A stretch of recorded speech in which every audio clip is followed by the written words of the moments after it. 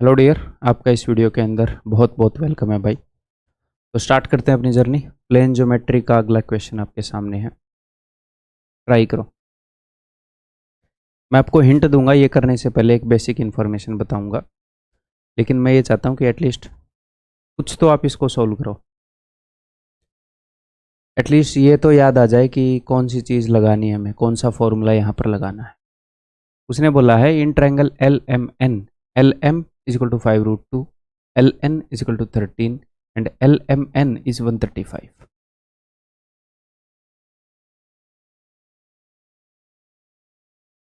L M N काफ़ी बड़ा angle है, 135 है, 90 से बड़ा है, तो मैंने ऐसे बना दिया। ये लो,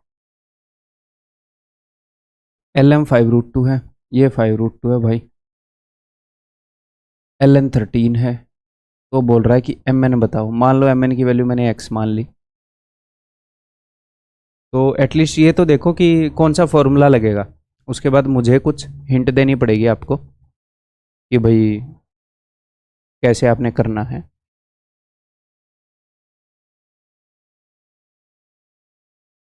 देखो, आपके सामने जो चीज़ गिवन है उसके अंदर क्या क्या गिवन है, या फिर जो भी पूछा है उसको भी देख लो, क्या पूछा है और क्या गिवन है। हमें एक ट्रायंगल की तीनों साइड्स गिवन है। जी हाँ, ये पूछी है, मतलब क्या क्या इन्वॉल्व है हमारे क्वेश्चन में। ट्रायंगल की दो साइड गिवन है, एक पूछी है, यानी कि तीनों साइड इन्वॉल्व है, और एक एंगल दिया है। ऐसा कोई फॉर्मूला बताया क्या जो जिसके अंदर इन सब की इन्वॉल्वमेंट हो? बताया ऐसा कोई? बताया था, ध्यान करो। मान लो ट्रायंगल की तीन साइड मैंने बोल दी ए बी सी, और कोई भी एक एंगल बता दूं। मान लो ये वाला है थीटा। कोसाइन रूल कि थीटा के सामने वाले एंगल को पकड़ो, c square is equal to a square plus B square. वैसे होता क्या है देखो, अगर ये एंगल 90 डिग्री का हो गया तो सी square is equal to a square plus B square. अगर ये एंगल 90 डिग्री का हो गया तो वो हाइपोटेन्यूज बन जाएगा। तो अगर ये एंगल 90 डिग्री का है तो इसके सामने जो एंगल है उसका स्क्वायर की रिलेशन बताई है इनसे क्या होती है। बट ये एंगल 90 का नहीं है, तो 90 का नहीं है तो कुछ तो हिसाब किताब होगा, तो वो ये हिसाब किताब है -2ab कोस थीटा। अब आगे से ध्यान रहेगा ये, जैसे पाइथागोरस थ्योरम एक रिलेशन है एक ट्रायंगल की तीन साइड्स के अंदर। अगर ये एंगल 90 हो, अब अगर ये एंगल 90 नहीं है भाई, कुछ भी रैंडम एंगल है, तो भी ट्रायंगल की तीनों साइड के बीच में और इस एंगल, पाइथागोरस थ्योरम भी तो चार चीज़ों के बीच में रिलेशन है। फिर चार चीज़ें कैसे? ये तीन साइड और ये वाला एंगल 90 है, ये कंडीशन भी तो है। अगर ये एंगल 90 होता है तो कोस 90 क्या होता है? जीरो। तो ये पूरा टर्म जीरो हो जाता है। तो पाइथागोरस थ्योरम कहीं ना कहीं उसका एक स्पेशल केस है कोसाइन रूल का। अब ये वाला कर लोगे guides, will you do this? बस अब मैं जो आपको हिंट बोल रहा था वो हिंट दे देता हूँ, बिकॉज आगे हमें ट्रिगोनोमेट्री के अंदर ये पता लगना ही है। तो ये होता है -1/√2। ये लो, इससे ज़्यादा दया नहीं कर सकता अब मैं आप पे। करते हैं भाई। तो वो इजीली आपको रटने की जरूरत नहीं है, ट्रिग्नोमेट्री में निकालना मैं बता दूंगा मन ही मन में। 90 + 45, अच्छा जी 90 है तो साइन 45, सेकेंड क्वाड्रेंट -1/√, 3 सेकंड का खेल है। 13 का स्क्वायर 169 इज इक्वल टू इसका स्क्वायर, पाँचों पाँचों 25 दूनी 50 प्लस इसका स्क्वायर यानी कि एक्स स्क्वायर -2 इंटू दिस, तो 2 5 10√2x गुणा में कोस 135। तो कोस 135 मैंने बता दिया है कि भैया -1/√2 है। तो √2 से √2 गया, माइनस माइनस प्लस हो जाएगा। इट इम्प्लाइज दैट अगर मैं इसको भी उधर लेकर जाऊं तो x square minus minus minus plus हो जाएगा, तो प्लस में 10x माइनस का 119, ये इधर आएगा तो इज इक्वल टू 0। तो ऐसे दो नंबर खोजने हैं जिनका प्रोडक्ट हो -119 और जिनका सम हो -10। तो 17 का पहाड़ा आता है कि नहीं? 17 7 119। प्रोडक्ट नेगेटिव यानी कि एक नेगेटिव है, और सम नेगेटिव यानी कि बड़े वाला नेगेटिव है। अब x की वैल्यू ये तो हो नहीं सकती भैया, क्योंकि x लंबाई है, नेगेटिव में नहीं होगी, तो ये 7 उत्तर हो जाएगा। ठीक है, क्लियर है।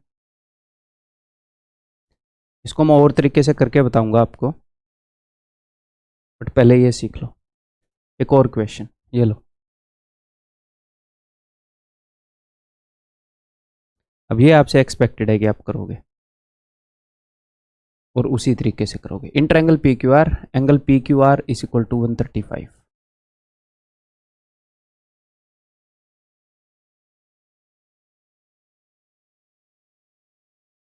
P Q is equal to 8√2, P R is equal to 17। तो वो बोल रहा है कि भैया क्यू आर की लंबाई बता दो, क्यू आर की लंबाई x है। तो वही सेम राम कहानी, 17 का स्क्वायर इज इक्वल टू 289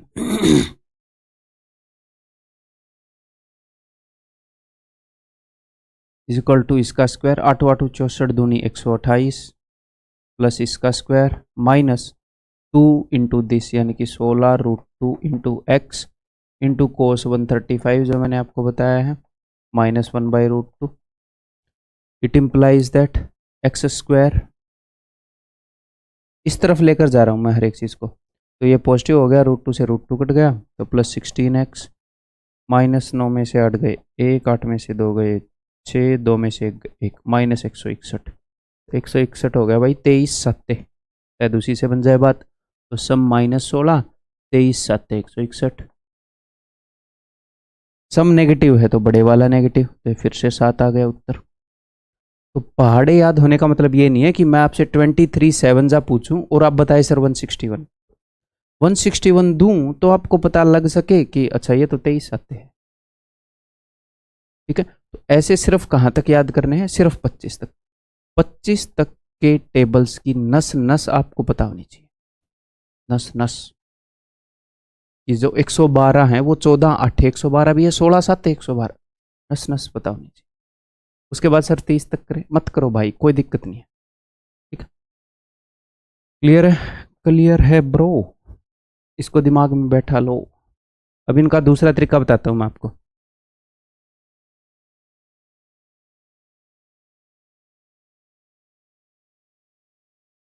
दोनों का देखो,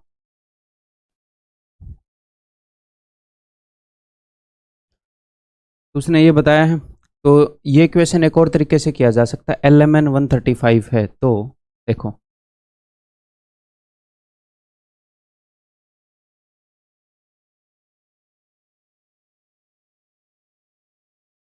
अगर ये 135 है ना, तो इसका एक फायदा है। क्या फायदा है?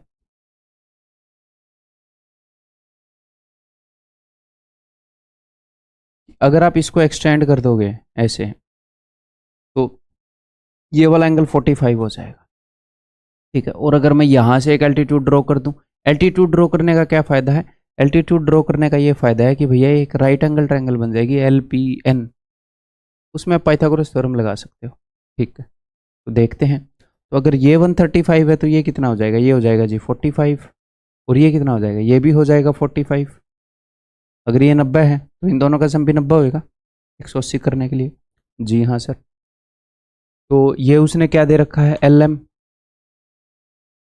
5√2, ये दे रखा है 5√2। ऐसे केस में पता है आपने हमेशा क्या करना है? जो भी साइड रूट के टर्म्स में दे रखी है ना, कई बार बच्चे ऐसे भी तो बना लेंगे, आप लोग ऐसे ही बना लोगे और इसको बता दोगे 5√2, फिर यहाँ पर बनाते हुए फिरोगे कि सर वो मज़ा तो नहीं आया जिस तरीके से आपने बताया था। ऐसे नहीं बनाएंगे, ठीक है? ये नहीं है कि ऐसे क्वेश्चन नहीं होगा, लेंथी पड़ जाएगा। तो जहाँ पर 5√2 वाली चीज़ गिवन है उसके अपोजिट 90 डिग्री लाएंगे, उसको हाइपोटेन्यूज बनाएंगे, ईजी पड़ेगा ये। और ये पूछे गए क्वेश्चन है, बहुत सारे पूछे गए हैं। ठीक है, तो मैंने आपको क्या बताया है कि 45 और 90 डिग्री वाले ट्रायंगल के अंदर साइड्स का रेशियो क्या होता है? 1 1√2। उसी चीज़ का यूज़ करेंगे। 90 के सामने √2 है तो 45 के सामने 1 होगा, 90 के सामने 5√2 है तो यहाँ पर 5 होगा, यहाँ पर 5 होगा। और ये क्या दे रखा है? LN, ये उसने दे रखा है 13। तो पूरी बड़ी ट्रायंगल में देखो 5 13, 5 12 13 वाला ट्रिपलेट, तो 12 माइनस 5 7, एम एन की लंबाई क्या हो गई 7। लगाओगे अब इसको एक बार और, इसमें लगाओ, ये आपका एच डब्ल्यू है, दूसरे तरीके से करना।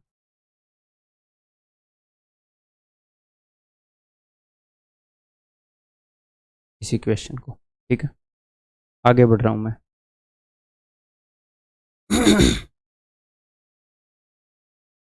ये बताओ भाई, the length of 3 sides of a right angled triangle are this, then the value of x is. एक राइट एंगल्ड ट्रायंगल है, ठीक है, right angle triangle. Right angle triangle में सबसे बड़ी साइड कौन सी होती है? हाइपोटेन्यूज, 90 डिग्री के सामने वाली, सबसे बड़े एंगल के सामने वाली साइड सबसे बड़ी। तो यहाँ पर सबसे बड़ी कौन सी साइड है? 3 साइड है यहाँ पर, x minus two, x, x plus two, तो सबसे बड़ी क्या होगी? x plus two. तो 90 डिग्री के सामने वाली को x प्लस टू बोल दो। इनको कैसे भी रख लो, पाइथागोरस थ्योरम वैसे ही लगेगा। एक को मैंने x बोल दिया, एक को मैंने x माइनस टू बोल दिया। पाइथागोरस थ्योरम लगाओ, इसका स्क्वायर यानी कि इज इक्वल टू इसका स्क्वायर प्लस इसका स्क्वायर।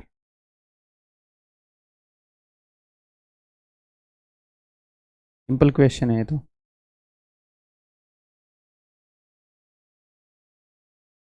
इट इम्प्लाइज दैट, इस 4x को भी उधर लेकर जाओगे तो x square minus 8x is equal to 0। It implies that x को अगर हम कॉमन ले लें तो x into x minus 8 is equal to 0। तो इन दोनों का प्रोडक्ट 0 हो गया। वो कब होगा? या तो ये x 0 हो या फिर x माइनस 8 0 हो। तो यहाँ से हमें क्या मिलता है? या तो x 0 है या फिर x माइनस 8 0 है। x माइनस 8 0 हुआ तो यानी कि x की वैल्यू 8 है। x की वैल्यू 0 या 8 हो सकती है। तो सर फिर 8 क्यों ले रहे हो आप, 0 क्यों नहीं ले रहे? क्योंकि अगर x की वैल्यू मैंने 0 ली तो इस यहाँ पर इस साइड की लंबाई 0 माइनस टू हो जाएगी।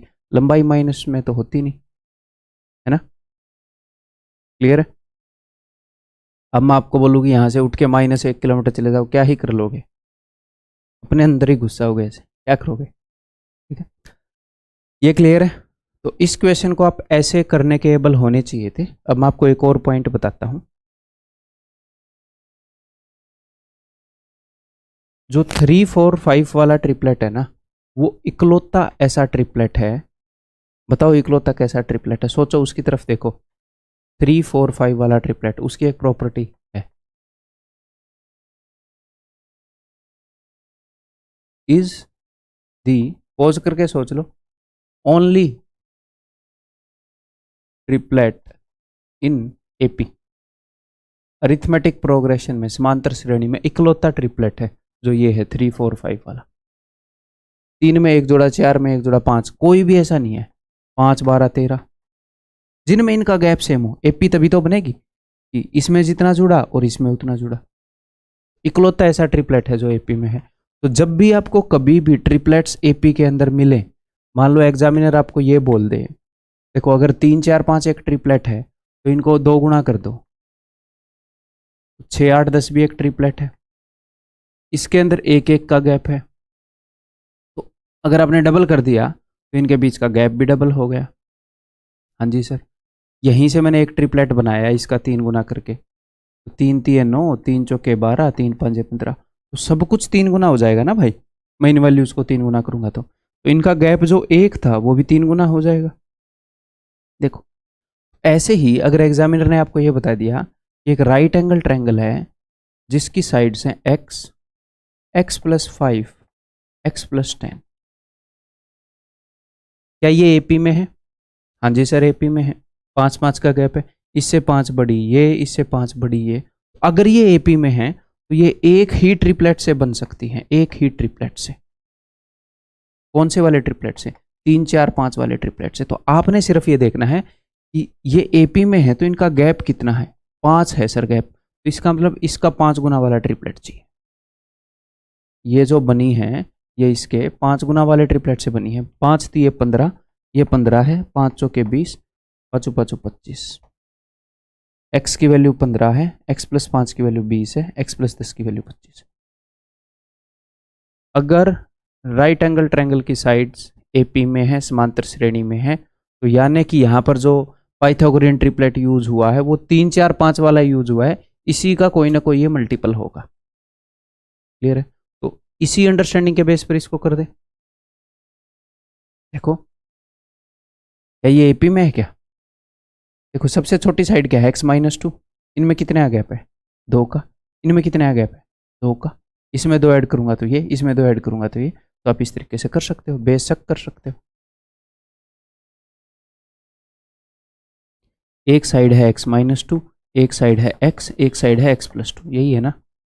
ठीक है, तो 2 2 का गैप है, तो इसका मतलब 3 4 5 वाले का डबल कर दूं तो 2 3 6, 2 चौके 8, 2 5 10, यानी कि x की वैल्यू 8 है, x+2 की वैल्यू 10 है। कहीं से भी कंपेयर करोगे तो x की वैल्यू आ जाएगी, यहाँ से भी, यहाँ से भी, यहाँ से भी, तो x की वैल्यू इज 8। डन, सीधा। तो अब जब तक आप एक आधे क्वेश्चन ऐसे और नहीं कर लोगे, आपके दिल को शांति नहीं मिलेगी, है ना? तो ये लो, करो। सीजीएल में पूछा गया क्वेश्चन। तो यहाँ पर भाई ने बताया है एक राइट एंगल ट्रायंगल है जिसकी साइड की लंबाइयाँ हैं x-1, x+1, x+3। कितना फ़र्क है भाई? सर 2 का फ़र्क है। देखो इसमें 2 जोड़ूंगा ये आ जाएगा, इसमें 2 जोड़ूंगा ये आ जाएगा, एपी में है। 3 4 5 वाले का डबल कर दो तो 6 8 और 10। x-1 की वैल्यू 6 है, x+1 की वैल्यू 8 है। यहाँ से डायरेक्टली कहीं से भी आप पता लगा लो, x की वैल्यू 7 आएगी। क्या पूछ रहा है वो? The hypotenuse of the right angle triangle. अब यहाँ पर 7 पे मत मार देना टिक, इतना सिखाने के बाद। उसने हाइपोटेन्यूज पूछा है राइट एंगल ट्रायंगल का, यानी कि हाइपोटेन्यूज पूरा है x+3, यानी कि ये है 10। ठीक है, आपको x की वैल्यू निकालनी भी नहीं थी, है ना? हमें ज़रूरत ही नहीं थी। हमें पता लग गया कौन सी राइट एंगल ट्रायंगल है, 3 4 5 की डबल वाली है, हाइपोटेन्यूज 10 है, ये ले भाई 10 है, खत्म। हमें ट्रायंगल के बारे में ही पता लग गया। ओके, अब ये बताओ, मैं चाह रहा हूँ कि आप इसके ऊपर दिमाग लगाओ और इस क्वेश्चन को खुद करने की कोशिश करो। हाँ भाई, कर लिया? कई लोग अभी भी बैठे होंगे, निकम्मे हैं, ट्राई नहीं करेंगे, वेट करेंगे मैं कब सोल्व करूँगा। मिल मत जाना मुझे कभी, जो लोग सोल्व नहीं कर रहे ना। ट्राई करो खुद, हिंट दे रहा हूँ मैं।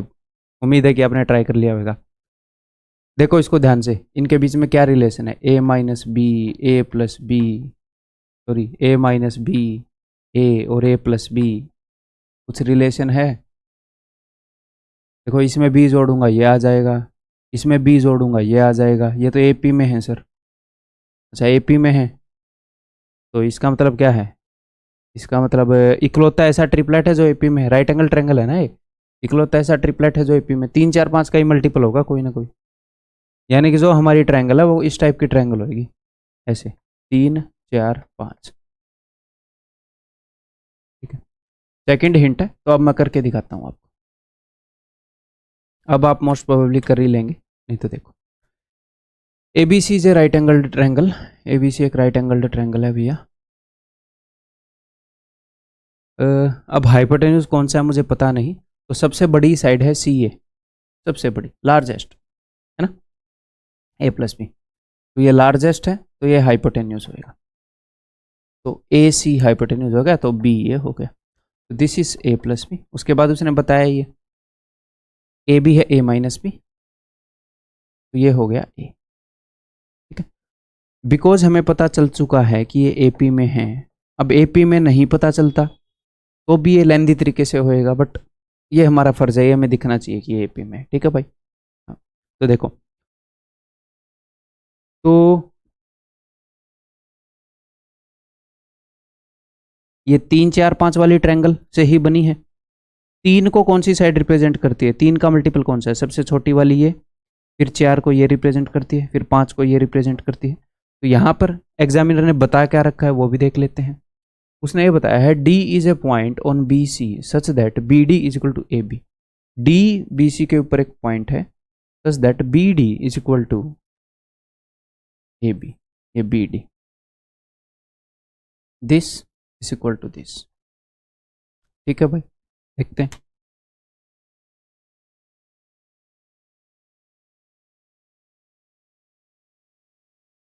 तो मुझे एक बात बताओ, ये साइड रिप्रेजेंट करती है 3 को, ये साइड रिप्रेजेंट करती है 4 को, ये साइड रिप्रेजेंट करती है 5 को, और 3 4 5 में कितने का गैप होता है? एक एक का गैप होता है। यहाँ पर कितने का गैप है? बी का गैप है। तो 3 4 5 का कौन सा मल्टीपल है? बी वाला। तो रियल जो लंबाई है ट्रायंगल की वो है 3b, रियल जो साइड्स हैं 4b और 5b। मैंने बी के टर्म में लिख लिया इनको। रियल में ये इसकी जो लंबाई है दैट इज 3b, इसकी जो लंबाई है दैट इज 4b, और इसकी जो लंबाई है दैट इज 5b। ठीक है। उसने बोला कि BD की लंबाई इस AB की लंबाई के बराबर है, यानी कि ये 3b है। तो 4b माइनस 3b यानी कि इसकी लंबाई b है। अब उसने हमसे पूछा है कि BD और DC का रेशियो बताओ, है ना, यही पूछा है। तो 3:1। अब कल को वो पूछ ले कि DC और AC का रेशियो बताओ, तो 1:5। वो कुछ भी पूछ सकता है, वही हम बता सकते हैं, कोई दिक्कत ही नहीं है। Answer is option D. Clear है?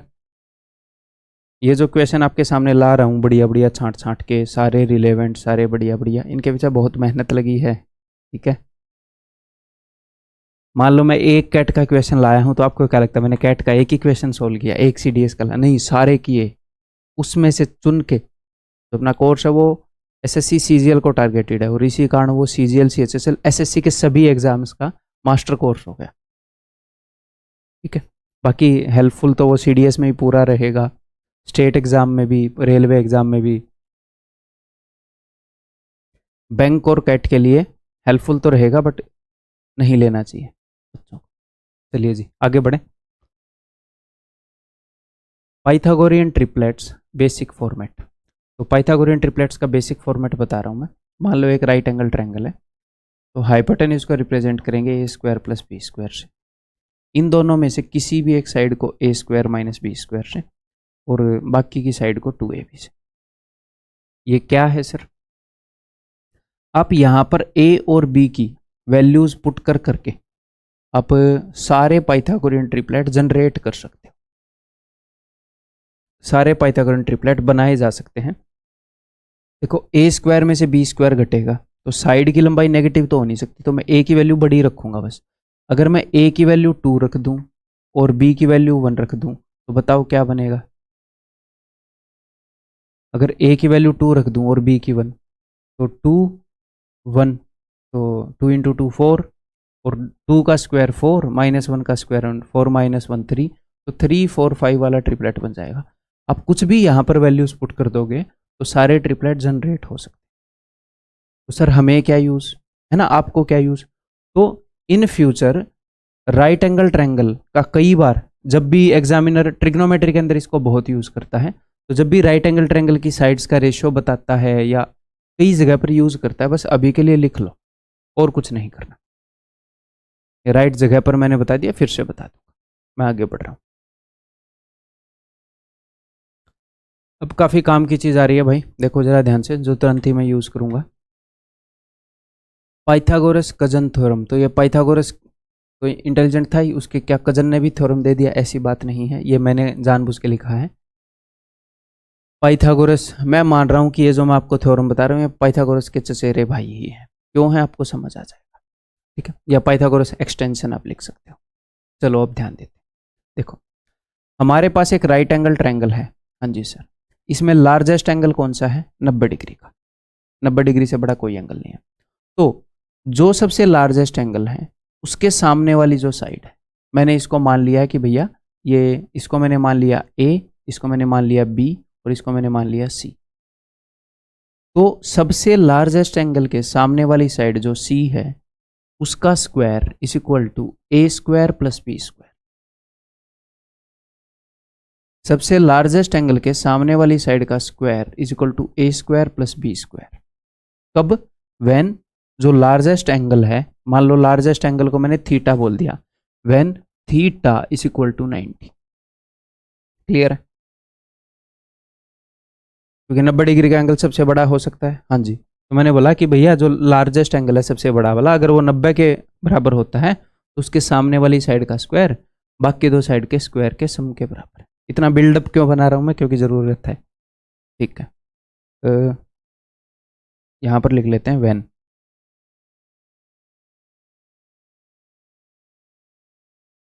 अब मैं इस थीटा को बदलूंगा कि थीटा को बदलने से क्या फर्क पड़ता है। अब देखो, ये ए है, ये बी है, ये सी है, लार्जेस्ट एंगल 90 है। अगर मैं यहाँ पर एक छोटा सा काम कर दूं, सेम लंबाई को ऐसे झुका दूं, तो इसकी लंबाई कितनी रहेगी सर? ए ही रहेगी। भैया मैंने सिर्फ एंगल बदल दिया ना, इसकी लंबाई कितनी रहेगी? बी रहेगी। लेकिन यहाँ पर जो थीटा है अपना, थीटा ग्रेटर देन 90 हो गया।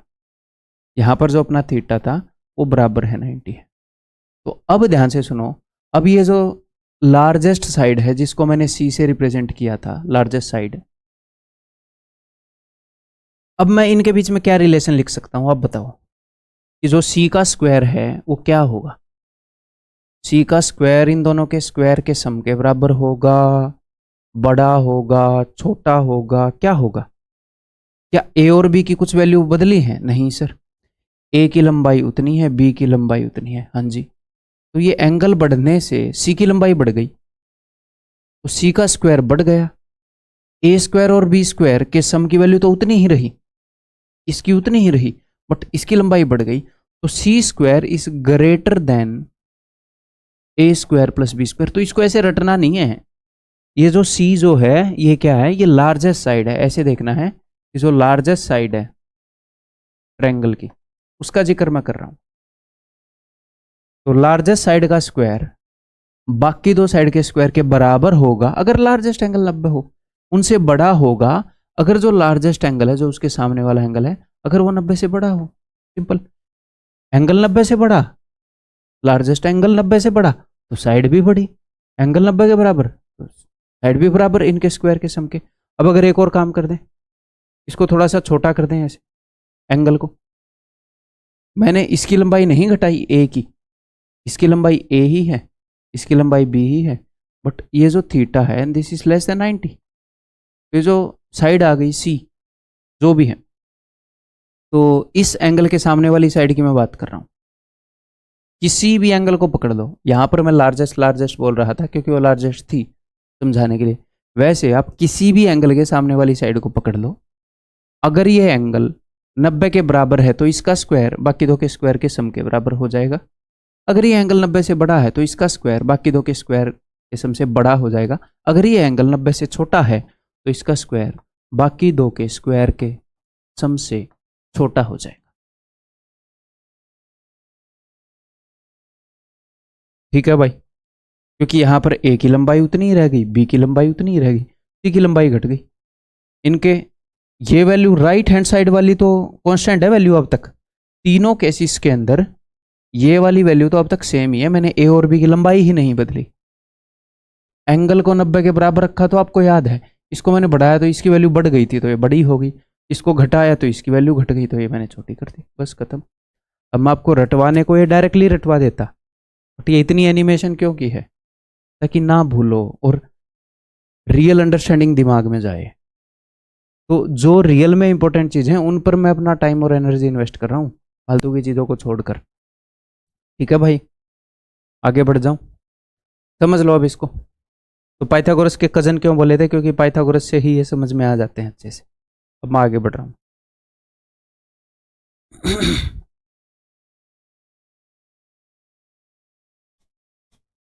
दी sides of a triangle are in this ratio then the triangle is. तो ट्रायंगल क्या है? तो कभी भी अगर आपको यह बताना है कि ट्रायंगल एक्यूट एंगल ट्रायंगल है, राइट एंगल ट्रायंगल है, ऑब्ट्यूस एंगल ट्रायंगल है, कैसी ट्रायंगल है, कभी भी तो वो इससे पता चल जाएगा। इससे क्यों पता चल जाएगा? हमें ये पता चल जाएगा कि जो लार्जेस्ट एंगल है वो 90 से छोटा है। अगर लार्जेस्ट एंगल ही 90 से छोटा निकला, तो लार्जेस्ट 90 से छोटा है तो बाकी भी 90 से छोटे, तो एक्यूट हो गई। लार्जेस्ट 90 से बड़ा निकला, एक ही एंगल 90 से बड़ा चाहिए तो ऑब्ट्यूस हो गई, अधिक कोण हो गई। लार्जेस्ट एंगल 90 के बराबर निकला, राइट एंगल ट्रायंगल हो गई। ठीक है, तो हम क्या करेंगे ऐसे केस में? हमेशा लार्जेस्ट साइड को पकड़ेंगे,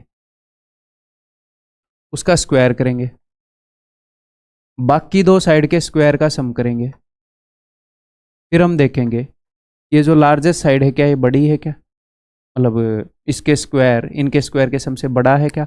आप बोलोगे सर बड़ा है, इसका मतलब इसके सामने वाला एंगल भी 90 से बड़ा है। अगर ये छोटी होती तो इसके सामने वाला एंगल भी 90 से छोटा है। और ये बात हो रही है लार्जेस्ट एंगल की, लार्जेस्ट एंगल 90 से बड़ा है तो भैया अधिक कोण।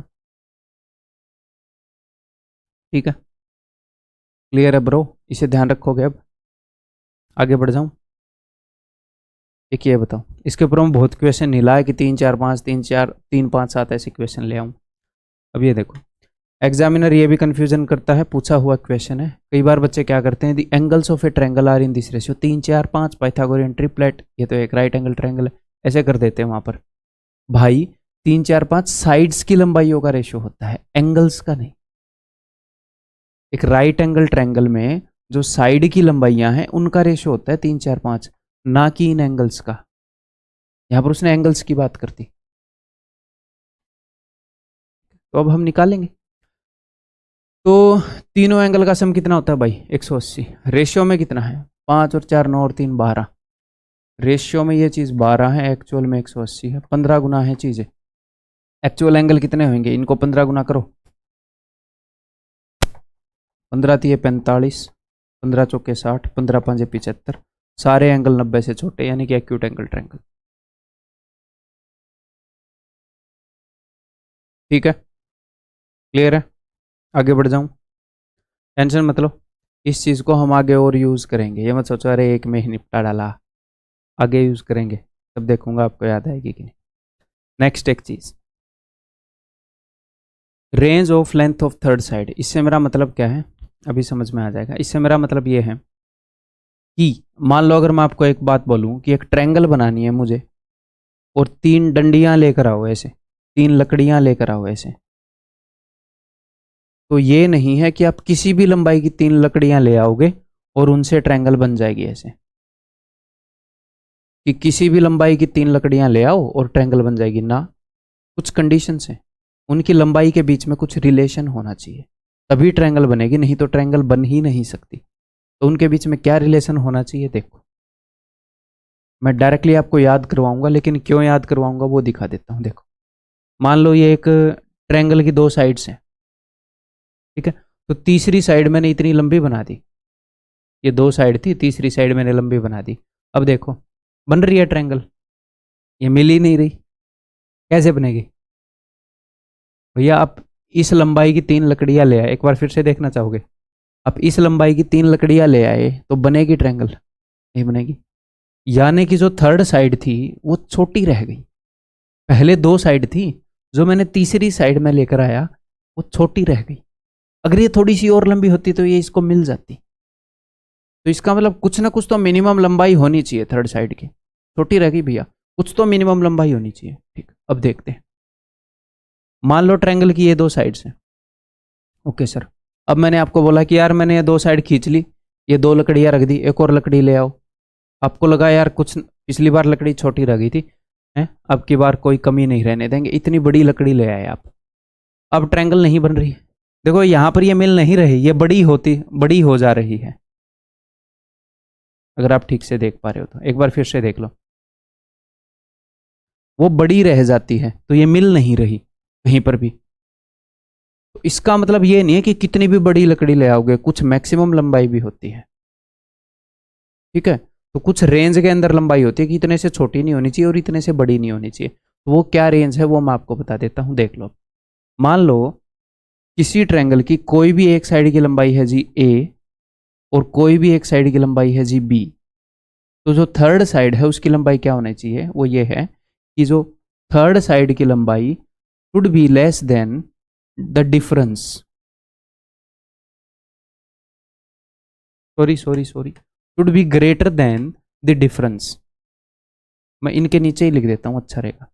कि मान लो ट्रायंगल की 2 साइड्स की लंबाई है ए और बी, तो जो थर्ड साइड है इसकी लंबाई यहां पर छोटी रह गई थी ना, तो this should be greater than the difference of other 2 side, difference of A and B.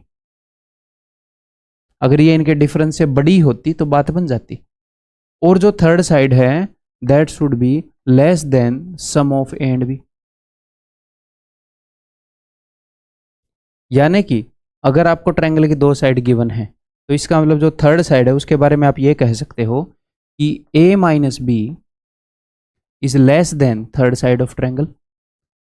ये थर्ड साइड की लंबाई की मैं बात कर रहा हूँ, थर्ड साइड की जो लेंथ है उससे छोटा होगा ये माइनस बी, इनके डिफरेंस से तो बड़ी ही होगी वो थर्ड साइड की लंबाई, और थर्ड साइड की जो लंबाई है that will be less than sum of the other two sides. ठीक है, इसको थोड़ा और जनरलाइज करूं, अगर हमें ये पॉसिबल करना है कि तीन साइड से एक ट्रायंगल बन जाए, तो ट्रायंगल की किसी भी एक साइड को पकड़ना, ट्रायंगल की हर साइड बाकी दो साइड के डिफरेंस से बड़ी होगी हमेशा, नहीं तो ट्रायंगल नहीं बनेगी, और बाकी दो साइड के सम से छोटी होगी हमें। ठीक है भाई, ट्रायंगल की कोई भी साइड बाकी दो साइड की लंबाइयों के डिफरेंस से बड़ी होगी, तो डिफरेंस से तो बड़ी, डिफरेंस तो कम ही आएगा ना, तो डिफरेंस से बड़ी होगी, सम तो ज्यादा आएगा ना बाकी दो से, सम बड़ी चीज है, सम से छोटी होगी, याद रह जाएगा आपको। कोई भी साइड, जैसे ये देखो आया हुआ क्वेश्चन है, विच of the following option does not give the length of three sides, कौन सा जो ऑप्शन है वो नहीं देता length of three sides of any triangle, मतलब किससे ट्रायंगल नहीं बन सकती। तो सर हम इसमें क्या करेंगे, सर थर्ड साइड कौन सी है, कोई भी साइड पकड़ लो, कोई भी। अब मैं ऑप्शन चेक करूंगा कि भैया विच of the following option does not give the length of three sides of any triangle, ये पूछ रहे हैं कि कौन सा ऐसा ऑप्शन है जो ट्रायंगल की तीन भुजाएं नहीं देता, यानी कि कौन सा ऐसा ऑप्शन है जिसमें ये जो तीन लंबाइयां दी गई हैं उससे ट्रायंगल नहीं बनेगी। तो हमें कैसे पता चलेगा, ऑप्शन वन को चेक कर रहा हूँ, कोई भी एक मेरा दिल करेगा वो वाली साइड उठाऊंगा और मैं ये देखूंगा क्या ये इन दोनों के सम से छोटी है, छोटी है, 18 से ही छोटी है, सम से छोटी हो जाएगी। इन दोनों का डिफरेंस कितना है 7, 8 और 7 15, क्या इनके डिफरेंस से बड़ी है, हाँ जी इनके डिफरेंस से बड़ी है, सम से छोटी है, पास, बन जाएगी ट्रायंगल। सर बाकी के बारे में नहीं चेक करोगे क्या, नहीं, इस एक कंडीशन, किसी भी एक साइड के ऊपर ये कंडीशन चेक कर लोगे ना, सबके ऊपर सारी कंडीशन चेक होगी, कोई भी एक पकड़ दो, या तो तीनों फेल होंगी इस कंडीशन में या तीनों पास होंगी, ये नहीं है कि तीनों की अलग अलग चेक करो, समझ गए, रिलैक्स हो गए इस बात से। ठीक है, अगली, अब 4 जो है ये इनके डिफरेंस से तो बड़ी है, 7 और 9 का डिफरेंस 2 है, और इनके सम से छोटी है, पास, इससे ट्रायंगल बन जाएगी इन तीनों लंबाइयों से। 18 जो है इन दोनों के सम से तो छोटी है, ठीक है जी, और इनका डिफरेंस कितना है, इनका डिफरेंस है जी 18 का, इनके डिफरेंस से बड़ी है क्या, सर डिफरेंस के बराबर है, बड़ी होनी चाहिए, बराबर नहीं हो सकती, चाहे थोड़ी सी बड़ी हो पर बड़ी होनी चाहिए, नहीं तो ट्रायंगल नहीं बनेगी।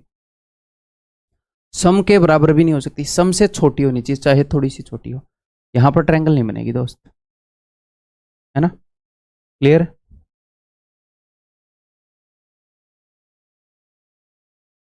आगे बढ़ जाऊं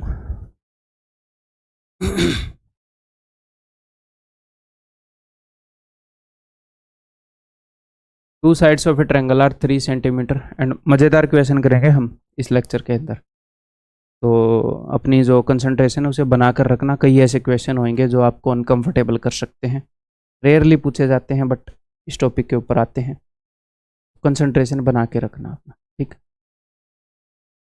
two sides of a triangle are 3 centimetre and 8 centimetre, which of the following can not be the length of third side, third side की लेंथ क्या नहीं हो सकती।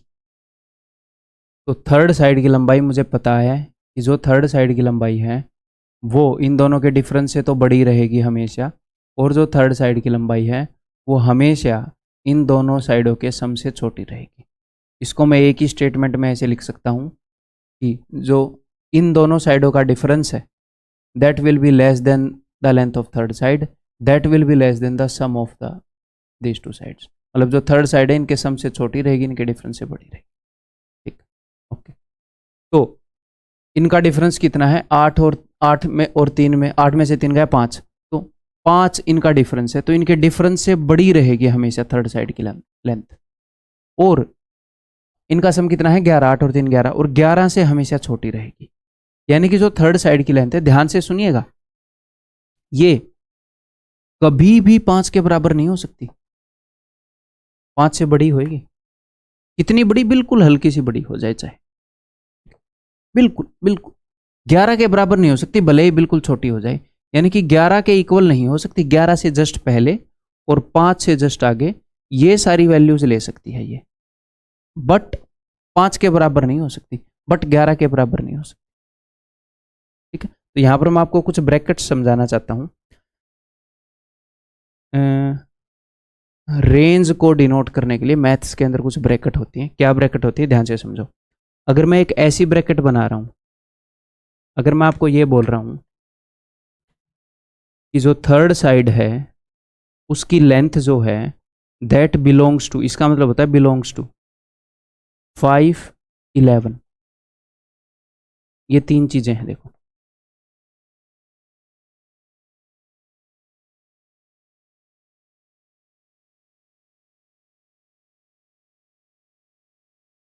इनका मतलब क्या है?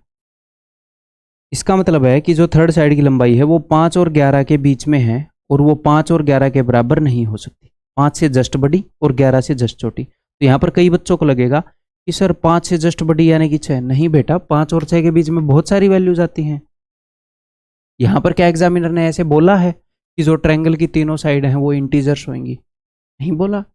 तो तीसरी साइड की लंबाई 5.1 भी हो सकती है, 5.2 भी हो सकती है। तो ये नहीं है कि 5 से बड़ी होगी तो 6 ही होगी। हाँ, अगर एग्जामिनर ये बोल दे कि इंटीजर ही है तो फिर 6 होगी 5 से बड़ी। ठीक है, तो 5 और 6 के बीच में बहुत कुछ आता है, इनफाइनाइट नंबर्स आते हैं। तो इसका मतलब है जिस सिचुएशन को हम डिनोट कर रहे हैं वो, इसका मतलब है कि तीसरी साइड की लंबाई 5 और 11 के बीच में है और 5 और 11 इंक्लूडेड है। इसका मतलब है कि 5 और 11 इंक्लूडेड नहीं है। ये 5 है अपना खाली, ये अपना खाली 11 है, बस इनके बीच का सिस्टम इंक्लूडेड है। इसका मतलब है कि 5 भी इंक्लूडेड है, 11 भी इंक्लूडेड है, और इनके बीच का रास्ता भी इंक्लूडेड है। इसका मतलब 5 की तरफ ऐसी वाली ब्रैकेट है, यानी कि 5 तो इंक्लूडेड नहीं है और 11 इंक्लूडेड है। 5 और 11 के बीच का रास्ता भी है, बट यहां पर 11 इंक्लूडेड है, 11 की तरफ ये वाली ब्रैकेट है। ये समझ जाओ क्योंकि मैं आगे यूज करूंगा ये आपको समझाने के लिए। ठीक है, ब्रैकेट का गेम समझ में आ गया। तो हमारे वाला केस कौन सा है फिलहाल वैसे, कि 5 और 11 के बीच की रेंज हो बट 5 और 11 के बराबर नहीं है मामला। ठीक है, ऐसे है। ठीक है जी, तो इस क्वेश्चन को करें। तो यहाँ पर हमें एक बात पता है क्या, कि जो ट्रायंगल की तीसरी साइड है उसकी लंबाई 5 और 11 के बीच में हो सकती है और 5 और 11 के बराबर नहीं हो सकती। सिंपली आप देख कर बोल दोगे ना, 8 में से 3 गए, 5 से बड़ी, 8 और 3 11 से छोटी, 5 से 11। आप तुरंत इस क्वेश्चन को पढ़कर ऐसे लिख लोगे। ये चाहता हूँ, और कुछ लिखना नहीं पड़ेगा, समझा रहा था बस मैं आपको। तो क्या तीसरी साइड की लंबाई 9 हो सकती है? हो सकती है भैया, 5 और 11 के बीच में। अब ये भी पूछता है, हाँ देखो यही पूछ रखी है क्या नहीं हो सकती, इसके भी तो अलग सिस्टम चलता है एग्जामिनर का। तो 9 तो हो सकती है, 10 हो सकती है, 5 और 11 के बीच में। या 5 हो सकती है? नहीं ब्रो नहीं, 5 नहीं हो सकती भाई, 5 नहीं हो सकती, 5 और 11 के बीच में हो सकती है, 5 से बड़ी होनी पड़ेगी। 8 हो सकती है? हो सकती है। 12 हो सकती है? ना, 11 से बाहर नहीं हो सकती। तो ये 2 नहीं हो सकती, ये 2, 5 और 12 यानी कि थर्ड एंड फिफ्थ।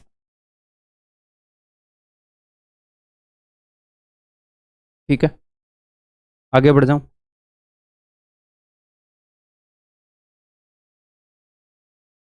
ये बताओ, two sides of a triangle are 4 centimetre and 7 centimetre. If perimeter of this triangle is denoted by P, अगर इसका पेरीमीटर पी से डिनोट किया जाता है। ठीक है, तो पहले तो मैं थर्ड साइड की पॉसिबल लेंथ लिख दूं। थर्ड साइड बिलोंग्स टू, इनके डिफरेंस से बड़ी रहेगी, यानी कि 7 और 4 में डिफरेंस है 3 और इनका सम है 11। थर्ड साइड की लंबाई है, इनके डिफरेंस से बड़ी, 3 से बड़ी, 11 से छोटी, और 3 और 11 के बराबर नहीं हो सकती। तो पेरीमीटर की क्या रेंज होगी? पेरीमीटर की क्या रेंज होगी मुझे बताओ। परिमाप, पेरीमीटर परिमाप क्या होता है? तीनों साइड्स की लंबाई। तो दो साइड की लंबाई तो गिवन है 7 और 4, और तीसरी साइड की लंबाई 3। तो 7 और 4 11 और 3 14। लेकिन एक बात ध्यान रखनी है क्या, ये जो तीसरी साइड है ये 3 के बराबर नहीं हो सकती, 3 से बड़ी ही हो सकती है। तो इसीलिए पेरीमीटर 14 के बराबर नहीं हो सकता, 14 से बड़ा ही हो सकता है ना, क्योंकि तीसरी साइड ऐसे 3 से लेकर 11 तक है। सेम चीज हमें पेरीमीटर के बारे में मिलेगी। 7 और 4 तो फिक्स है, बट यहां पर 3 से जस्ट बड़ी होनी चाहिए। तो तो 7 और 4 11 प्लस 3 14 से जस्ट बड़ा होगा पेरीमीटर। ठीक है, मतलब उसकी पॉसिबल वैल्यू स्टार्ट होगी वहां से। तो 7 और 4 11 और 11 22। क्या 11 के बराबर हो सकती है थर्ड साइड? नहीं सर, इससे जस्ट छोटी होगी, इससे छोटी होगी, तो पेरीमीटर भी 22 से छोटा होगा। तो ये है पेरीमीटर की रेंज। तो इसको हम कैसे डिनोट करेंगे? क्या 14 के बराबर हो सकता है पेरीमीटर? नहीं sir, 14 is less then P. क्या 22 के बराबर हो सकता है? नहीं सर, 22 से छोटा है, इज लेस देन 22। ठीक है, यहां पर कई बच्चे कंफ्यूज हो जाते हैं कि सर ये ठीक क्यों नहीं है ये। तो मेरे दोस्त देखो, ये है 14 और ये है 22।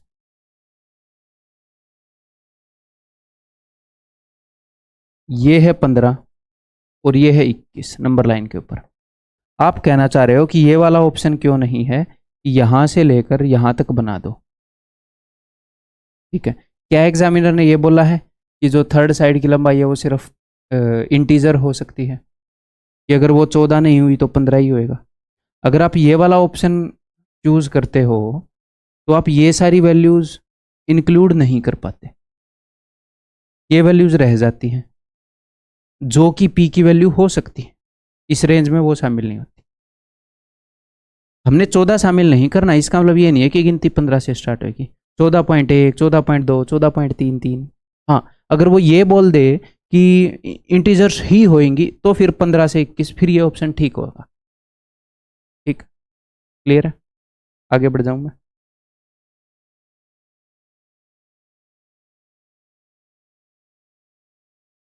इन isosceles triangle F G H, F G is less than 3। अब मज़ा आएगा, आपका दिमाग लगवाना स्टार्ट करूंगा अब मैं। ठीक है, देखो बताओ। एक आइसोस्केलस ट्रायंगल है एफ जी एच, समद्विबाहु बाहु। यार ये क्या मतलब है?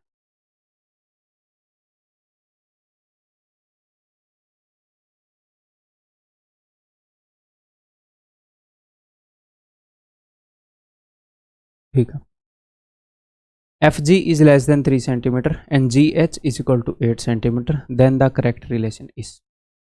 देखो, इस क्वेश्चन में प्रॉब्लम यही होएगी कि आपको पता नहीं लगेगा कि सर मैं स्टार्ट कहाँ से करूँ। थोड़ा सा प्रैक्टिकल सा क्वेश्चन हो गया।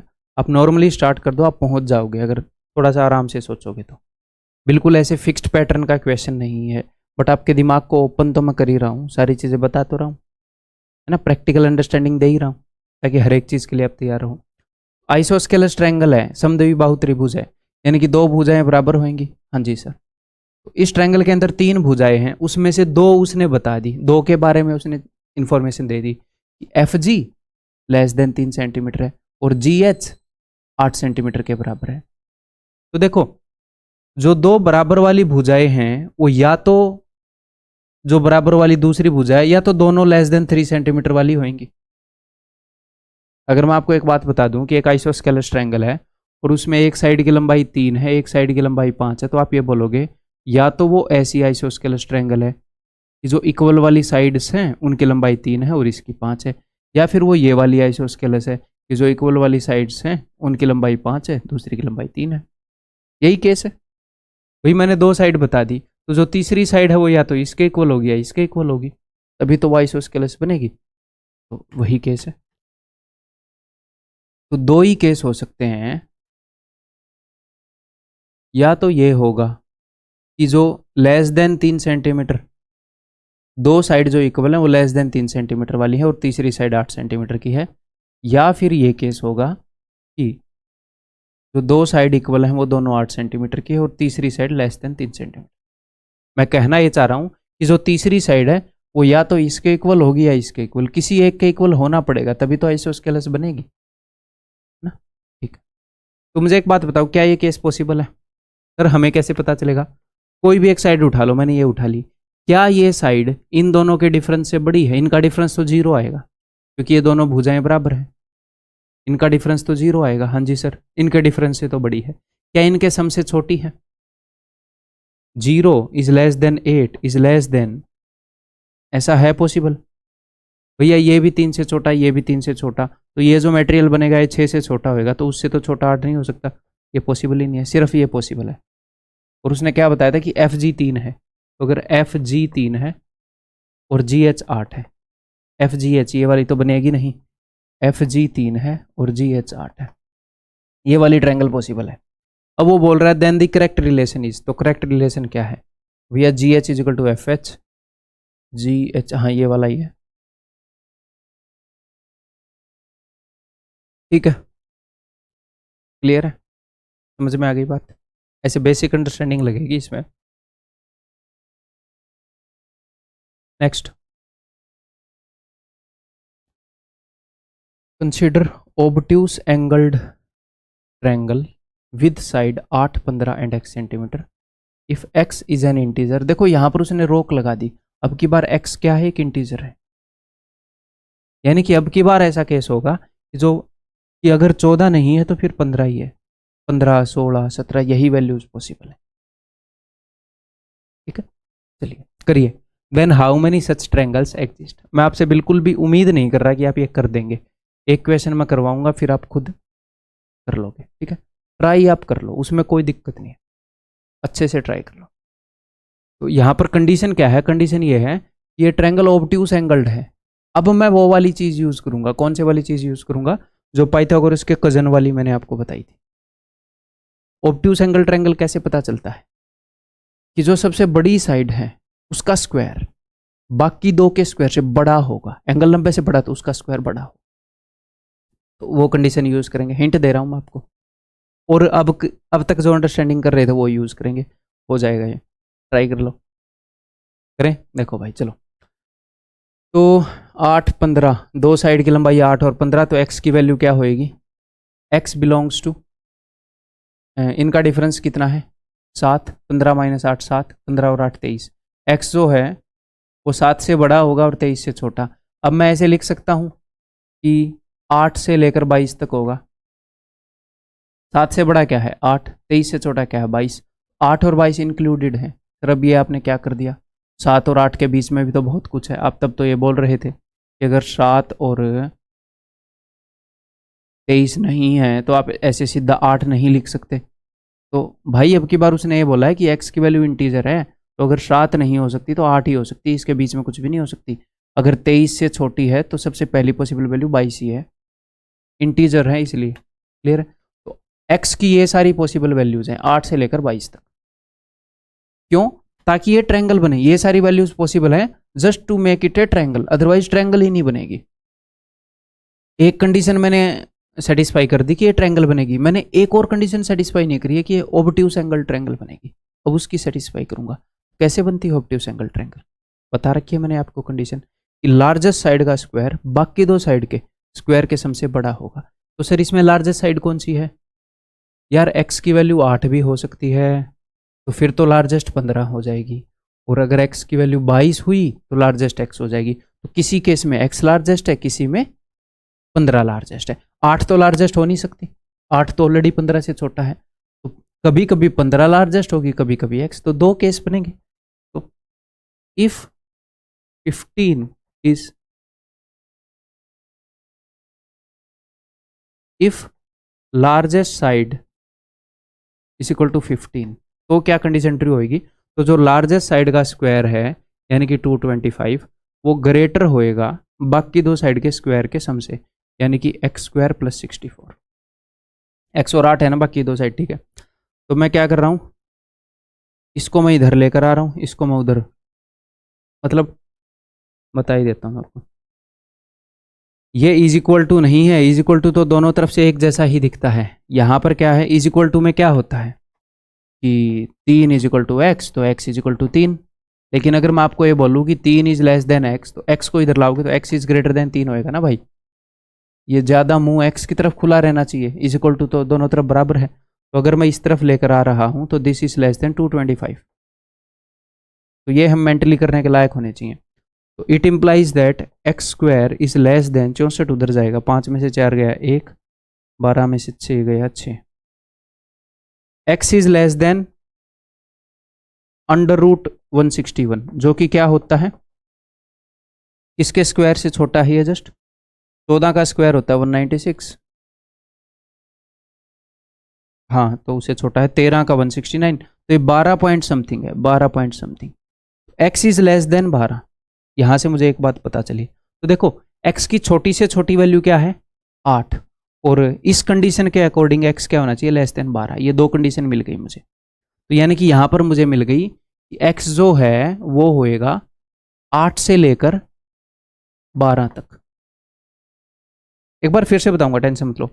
अगर लार्जेस्ट साइड 15 है और हमें ऑब्ट्यूस एंगल ट्रायंगल बनानी है, तो इसका मतलब क्या है, ये सारी कंडीशन फॉलो होनी चाहिए, यानी कि x 12 से छोटा होना चाहिए। तो अगर ऑब्ट्यूस एंगल ट्रायंगल बनानी है और लार्जेस्ट साइड 15 हो, तो x 12 से छोटा होना चाहिए। और अगर ट्रायंगल बनानी है तो x की वैल्यू ऐसे हो सकती है 8 से 22 के बीच में। x की वैल्यू अगर 8 से 12 के बीच में रही, यानी कि x लेस देन 12, तो ऐसी ट्रायंगल्स बनेंगी जो ऑब्ट्यूस होंगी और उनमें 15 लार्जेस्ट होगा। इस क्वेश्चन को ऐसे मत मानना, ये लेंदी है, ये 1 मिनट का क्वेश्चन है, बस अभी मैं समझा रहा हूं ताकि आप 1 मिनट में वाकई में कर पाओ। अगर लार्जेस्ट साइड x है तो भैया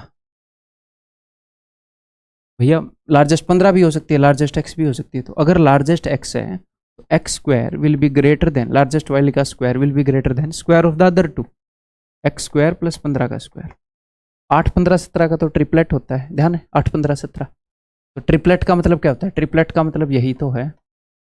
और क्या ही है ट्रिपलेट का मतलब, 8 का स्क्वायर प्लस 15 का स्क्वायर इजिकल टू 17 का स्क्वायर। यहां पर मैं बोल सकता हूं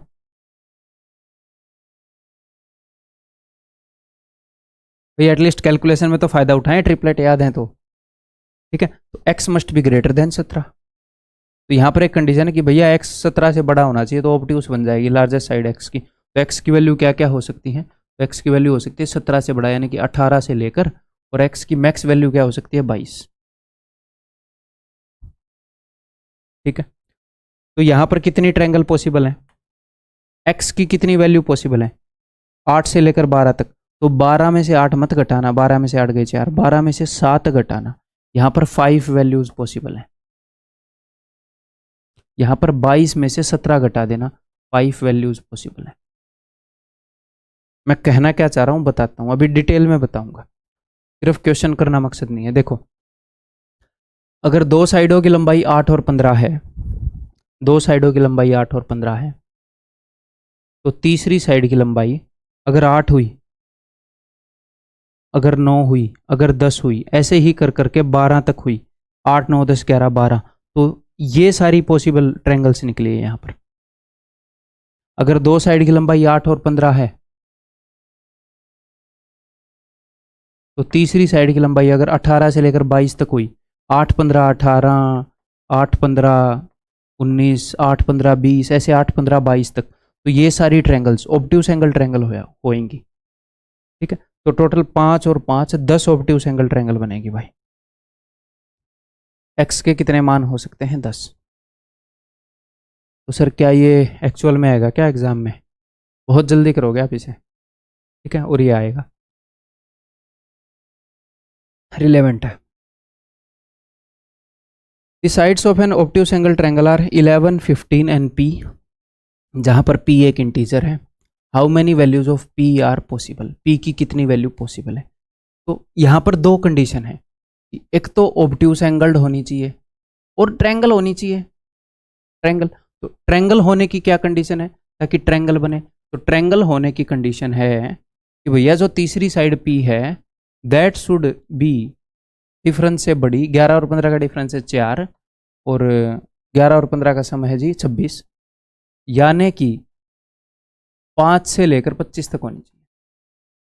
फिर ये क्यों कर दिया, क्योंकि ये इंटीजर, इंटीजर 4 से बड़ा इंटीजर 5 ही है, 26 से छोटा 25 ही है, 5 से लेकर 25 तक p की ये सारी वैल्यू पॉसिबल है, तभी ये एक ट्रायंगल बन पाएगी, नहीं तो ट्रायंगल ही नहीं बनेगी।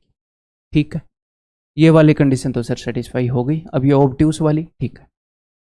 देखो 3 साइड्स हैं ट्रायंगल की, 11 15 और p, 11 15 और p। तो लार्जेस्ट साइड या तो 15 होएगी या p होएगी, क्योंकि p की वैल्यू 15 से बड़ी हो सकती है, 11 तो हो नहीं सकती लार्जेस्ट साइड। तो अगर लार्जेस्ट साइड 15 है, तो लार्जेस्ट साइड का स्क्वायर यानी कि 15 का square 225 should be greater than बाकी दो का स्क्वायर, यानी कि पी स्क्वायर प्लस 11 121, यानी कि पी स्क्वायर, पी की तरफ मैं ये कम वाला रख रहा हूँ, चौंच वाला, 121 मैंने इधर भेज दिया, तो 5 में से एक गया 4 और ये बच गया 10, यानी कि P should be less then √104, should be less then 10 point something. P की वैल्यू 10 से कम होनी चाहिए। ठीक है सर। अगर आप एक ऐसी ऑब्ट्यूज एंगल ट्रायंगल बनाना चाह रहे हो जहां पर लार्जेस्ट वैल्यू 15, लार्जेस्ट साइड 15 वाली है। ठीक है। और देखो ये 3 कंडीशन हमें मिल रही है। एक तो ये कंडीशन मिल गई कि भैया पी की वैल्यू 5 से 25 होनी चाहिए। एक ये कंडीशन मिल गई कि अगर एक ऑब्ट्यूज एंगल ट्रायंगल बनाने चाह रहे हो तो पी की वैल्यू 10 से छोटी होनी चाहिए। तो मैंने बोला कि अच्छा 5 से लेकर 10, 10 पॉइंट समथिंग से छोटी, 10 से छोटी नहीं, 10 पॉइंट समथिंग से, तो यानी कि 10 हो सकती है। तो पी की वैल्यू हो सकती है दोस्त 5 से लेकर 10, यानी कि टोटल 10 में से 4 गए, टोटल 6 वैल्यूज आर पॉसिबल।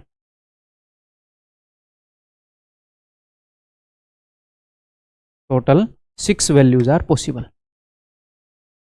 10 में से 5 नहीं घटाऊंगा, 10 में से 4 घटाऊंगा। ठीक है, अब आगे बढ़ते हैं। अगर लार्जेस्ट साइड पी हुई तो पी का square should be greater than बाकी दो के स्क्वायर का sum. P square should be greater than 5 और 1 6, 2 और 2 4, 2 और 1 3, तो P should be greater then √340। ये मैं स्टेप जानबूझ के एक्स्ट्रा लिख रहा हूँ ताकि आपके दिमाग पर बर्डन ना आए, बस। इट इम्प्लाइज दैट ये 18 का स्क्वायर 324 होता है, 19 का 361 होता है, तो ये 18 पॉइंट समथिंग है। तो P should be greater then 18 point something. तो 18 पॉइंट समथिंग से बड़ा अगला इंटीजर 19 आएगा, तो P की वैल्यू हो सकती है भाई साहब 19 से लेकर मैक्स कहाँ तक, 25 तक। अब 25 में से मैं 18 घटाऊंगा अगर टोटल नंबर ऑफ वैल्यूज मुझे निकालनी है तो। कौन कौन सी वैल्यूज पॉसिबल है? 19, 20, 21, 22, 23, 24, 25। तो कितनी वैल्यू हो सकती है P की? 25 में से 18 घटा दो, 7 वैल्यूज हो सकती हैं। तो 7 और से 13 वैल्यूज पॉसिबल है P। अब आप क्या करोगे? अब आप इन दोनों क्वेश्चन को, मैं आपको बता देता हूं, जब मैं कैट की प्रिपरेशन कर रहा था बड़े मुश्किल लगे थे भाई साहब, दिमाग फट गया था। मैं क्या, हो तो गए थे पर मैं क्या यार कैसे याद रहेंगे, कैसे समझ में आएंगे। उस वक्त जैसे मैंने समझा था उससे बेहतर तरीके से आपको समझाया है। इन दोनों क्वेश्चन को तुरंत अभी एक बार फिर कर दो। पहले वाला दिखा दिया, तुरंत एक बार फिर कर दो जैसे मैंने बताया, मजा आ जाएगा। मजाक नहीं कर रहा, आपको याद रहेगा, टेंशन नहीं लेगी। और इसी फॉर्मेट में कर दो। अभी मैं अगला दिखा रहा हूँ, एक बार इसको भी कर दो, क्योंकि मैं अभी और डिफिकल्ट क्वेश्चन थोड़े थोड़े लाऊंगा। ये एक आधी बार आते हैं, किसी एक शिफ्ट में आ गया, बट आ जाते हैं। 1% भी रिलेवेंट चीज होगी तो फिर मैं तो लाऊंगा। X y z are integers that are side of an obtuse angled triangle. ये एक ऑब्ट्यूज एंगल ट्रायंगल के साइड है। ठीक है। If x y is 4 then find z. ये पूछा हुआ क्वेश्चन नहीं है, लेकिन ऐसा ही एक क्वेश्चन पूछा गया था। तो मैं ये उम्मीद नहीं कर रहा कि आप ये कर दोगे, बट आप वो कर देना। ठीक है। तो ये इंटीजर्स हैं एक्स वाई जेड। ठीक है। और ये जो दो साइड हैं इनका प्रोडक्ट 4 है। तो जेड बताना है, देखते हैं। तो भैया एक्स और वाई, एक्स इंटू वाई अगर 4 है तो इनकी क्या क्या वैल्यू हो सकती है? 1 और 4 हो सकती हैं, 2 और 2 हो सकती हैं, 4 और 1 हो सकती हैं, यही हो सकती है। ठीक है, देखेंगे उसको भी, 4 और 1 कोई बात। ठीक। तो 4 और 1 को नहीं देखेंगे यहाँ पर। क्यों नहीं देखेंगे? क्योंकि अगर आप ये बोल रहे हो कि एक ट्रायंगल की साइड्स बता रहे हो कि 3 4 5 साइड्स वाली ट्रायंगल है, फिर आप बता रहे हो 4 3 5 साइड्स वाली ट्रायंगल, तो ये सेम ही ट्रायंगल मानी जाती है। तो रहने देना है, ऐसे देखना। ठीक, काउंट नहीं होता वो अपने एग्जाम में। ठीक। तो दो नंबर्स का प्रोडक्ट अगर 4 है तो उनकी ये वैल्यूज पॉसिबल है, 1 और 4, 2 और 2, अगर वो इंटीजर है तो। ठीक है सर। अब देखो जो z है उसकी क्या क्या वैल्यूज पॉसिबल है। z की वैल्यूज क्या क्या हो सकती हैं? z की वैल्यू हो सकती है भैया, अगर दो साइड की लंबाई, अगर इनकी लंबाई 1 और 4 है, इनके डिफरेंस से बड़ी, तो 4 और 1 का डिफरेंस है 3, 3 से बड़ी, और इनके सम से छोटी, 3 से बड़ी 5 से छोटी, यानी कि a की वैल्यू है 4। ठीक है जी। और इस केस में z की क्या क्या वैल्यू पॉसिबल हो सकती है? अगर x और y की वैल्यू 2 और 2 हुई, इनके डिफरेंस से बड़ी यानी कि 0 से बड़ी और इनके सम से छोटी यानी कि 2 और 2 4 से छोटी, तो वैल्यूज़ पॉसिबल हैं 1 2 और 3। गिनती की वैल्यूज़ पॉसिबल हैं 0 से बड़ी 4 से छोटी 1 2 और 3। तो हमें ये ऑब्ट्यूस एंगल ट्रायंगल चाहिए। एक तो आपके पास ऑप्शन है कि देखो आपके पास कितनी ट्रायंगल बनी है, देखना 1 4 4 1 4 4। इस केस में z की एक ही वैल्यू पॉसिबल थी, इस केस में z की वैल्यू पॉसिबल है। एक ट्रायंगल बनी है 2 2 1, एक ट्रायंगल बनी है 2 2 2, एक ट्रायंगल बनी है 2 2 3। एक तो आपके पास ये ऑप्शन है कि जो लार्जेस्ट साइड है उसका स्क्वायर करो, और ये देखो बाकी दो साइडों के स्क्वायर के सम से बड़ा है कि नहीं। अगर वो बड़ा निकला तो वो ऑब्ट्यूस एंगल ट्रायंगल होगी, ठीक है। अदरवाइज इतनी ट्रायंगल में तो आप वैसे भी देख सकते हो, या फिर ऐसे ही देख लो। देखो तो इस केस में ये एक ट्रायंगल बनी, कॉमन सेंस से भी आप देख पाओगे 4 4 1 वाली। तो ये ट्रायंगल कैसी बनेगी, जो इक्वल साइड्स हैं वो लंबी हैं, यानी कि ये ट्रायंगल ऐसी बनेगी, ऐसी, है ना। ऐसी ट्रायंगल देखो, अगर एक आइसोस्केलस ट्रायंगल बन गई तो आइसोस्केलस ट्रायंगल में दो एंगल तो 90 से बड़े हो ही नहीं सकते। हो सकते हैं क्या? अगर ये वाले एंगल 90 से बड़े हो गए तो भैया 90 से बड़ा 90 से बड़ा तो 180 से बड़ा हो जाएगा, इन्हीं दोनों का सम पॉसिबल ही नहीं है। कभी भी आइसोस्केलस ट्रायंगल ऑब्ट्यूस बनेगी तो हमेशा ये वाला एंगल बड़ा होएगा, इसका मुंह बहुत ज्यादा खुल जाएगा ऐसे। ये वाली ट्रायंगल ऑब्ट्यूस है, अगर 1 1 4 बनती तो ये तो ऑब्ट्यूस बनेगी ही नहीं। सिमिलरली ये वाली ट्रायंगल 2 2 1 ऑब्ट्यूस बनेगी ही नहीं। सर हमें कैसे पता? अगर हम चेक करें तो यहाँ पर लार्जेस्ट साइड क्या है 4, तो चेक कर लो लार्जेस्ट साइड का स्क्वायर बाकी दो के स्क्वायर के सम से बड़ा है। फिर यहाँ पर तो ये भी लार्जेस्ट है, देखो एक लार्जेस्ट माननी पड़ेगी और उसका स्क्वायर बाकी दो के स्क्वायर से बड़ा होना चाहिए। तो यहाँ पर वो कंडीशन फॉलो होगी? नहीं सर। यहाँ पर फॉलो होगी? नहीं सर। ये तो इक्विलेटरल बन गई? नहीं सर।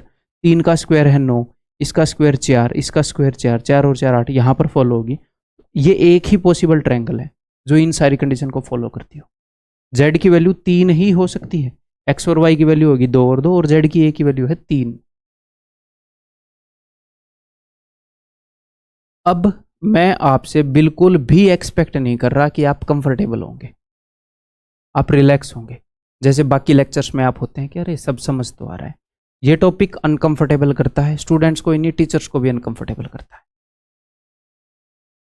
ठीक है। तो मतलब मेरे को भी ज़्यादा फोकस करके आपको पढ़ाना पड़ता है ताकि अच्छे से पढ़ा पाऊँ, अननेसेसरी कॉम्प्लेक्स ना कर दूँ चीज़ों, ठीक है। तो अगर आपके साथ ये हो रहा है तो बिल्कुल नॉर्मल है, तो इसका मतलब बाकी सभी स्टूडेंट के साथ भी हो रहा है। तो क्या टेंशन लेनी बनती है? टेंशन लेनी तो नहीं बनती फिर, है ना। बस इन्हीं क्वेश्चन को एक बार फिर नज़र मार लेंगे, अगली बार रिवाइज करेंगे तो और बेटर हो जाएगा ये टॉपिक। ये देखो आया हुआ क्वेश्चन है, और बाकी अपने बड़े भाई पर इतना विश्वास रखो कि जो चीज़ जिस फॉर्म में बेस्ट है उसी फॉर्म में प्रोवाइड कर रहा हूँ, तो आपको दी बेस्ट चीज़ ही मिल रही है। तो कॉम्पिटिटिव एग्जाम में यही मैटर करता है, कितनी एज आपको मिल रही है। If A and B are the lengths of two sides of a triangle such that A और बी एक ट्रायंगल की दो साइड्स की लंबाई है। पिछले जैसा इक्वेशन है, वहां पर ए इंटू बी 4 था, एक्स इंटू वाई, तो यहाँ पर थोड़ी ज़्यादा वैल्यू पॉसिबल होंगी बट आप कर लोगे। अच्छा, पिछले क्वेश्चन में ये बताया था कि ऑब्ट्यूस एंगल ट्रायंगल बनाना, इसमें नहीं बता रखा, ठीक है। How many such triangles are possible? सिर्फ एक ही कंडीशन है कि भैया ए और बी का प्रोडक्ट 24 है, और ये भी है कि भैया ए और बी इंटीजर होने चाहिए। तो लेट अस सी कितनी ट्रायंगल पॉसिबल है कि दो साइड्स की लंबाई 24 हो। तो और मैंने बताया 1 और 24, 24 और 1 ऐसे मत लेना, 1 और 24, अब मैं 2 लिखूंगा, 2 और 12, 3 8 24, 4 6 24, 6 चौके 24। अब रिपीट करना स्टार्ट मत करना। अब देखो, अब मैं यहाँ पर लिखूंगा जो थर्ड साइड है, जो थर्ड साइड है उसकी पॉसिबल वैल्यूज यहाँ पर मैं लिखना स्टार्ट करूँ। अगर दो साइड की लंबाई 1 और 24 है तो तीसरी साइड की लंबाई क्या हो सकती है इनके डिफरेंस से बड़ी? तो इनका डिफरेंस क्या है? 24 में से 1 गए 23, तो 23 से बड़ी, और इनका सम है 25, 25 से छोटी, तो ए की वैल्यू हो गई 24, खत्म। 23 से बड़ी और 25 से छोटी कितनी वैल्यू? एक ही है 24। क्या मैं ऐसे लिखे बिना डायरेक्टली ऐसे लिख लूँ इंक्लूडिंग? मेंटली कर लेंगे ये वाली स्टेप। यहाँ पर मैं बोल रहा हूँ इनके डिफरेंस से बड़ी, 12 और 2 का डिफरेंस है 10, 10 से बड़ी यानी कि 11 से स्टार्ट। 10 से बड़ी मैंने 11 से स्टार्ट क्यों कर दी, क्योंकि ये इंटीजर है, तो 10 के बाद सीधा इंटीजर 11 आता है। 10 के बराबर हो नहीं सकती थर्ड साइड, डिफरेंस से 10 से बड़ा होना पड़ेगा, तो 11 आई। तो ये स्टेप मैं स्किप कर रहा हूँ। 12 और 2 14, 14 से छोटी यानी कि 11 से लेकर 13। कितनी वैल्यूज हैं टोटल, 11 12 13, जिनको हम उंगलियों पर गिन सकते हैं उनके लिए फॉर्मूला क्यों लगाएं, 11 12 13, 3 ही वैल्यूज पॉसिबल है। और यहाँ पर कितनी वैल्यूज पॉसिबल है, यहाँ पर एक ही वैल्यूज पॉसिबल है, तो मैं लिख रहा हूँ नंबर ऑफ वैल्यूज यहाँ पर। ओके, इनके डिफरेंस से बड़ी, तो 8 और 3 का डिफरेंस है 5 से बड़ी यानी कि 6 से स्टार्ट होकर 8 और 3 11 से छोटी यानी कि 10 तक। तो 10 में से 5 को घटा दो, 10 में 5 गए 5, 5 वैल्यूज आर पॉसिबल। इनके डिफरेंस से बड़ी, इनका डिफरेंस है 6 में 4 गया 2, तो 2 से बड़ी यानी कि 3 से स्टार्ट होंगी वैल्यूज। और इनका समय 6 और 4 10, 10 से छोटी यानी कि 9 तक। तो 9 में से 2 गए 7 वैल्यूज पॉसिबल है। किसकी, थर्ड साइड की वैल्यूज हैं, थर्ड साइड की वैल्यूज हैं, थर्ड साइड की लंबाइयों की values, third side length, third side length की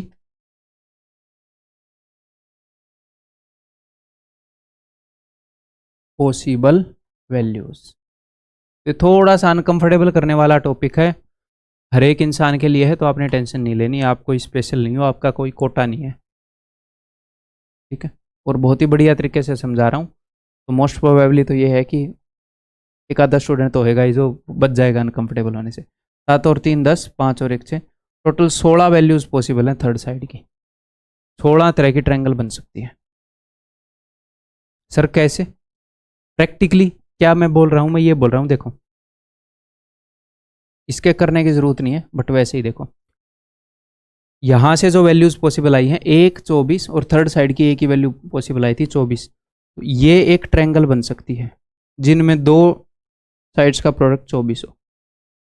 अगर मैं यहां से लूं, एक साइड की लंबाई 2, एक की 12, तीसरी की 11 भी हो सकती है, तीसरी की 12 भी हो सकती है, तीसरी की 13 भी हो सकती है, ऐसे है, ये है, ऐसे करके 16 ट्रायंगल बन जाएंगे। ठीक है, आगे बढ़ रहा हूं भाई।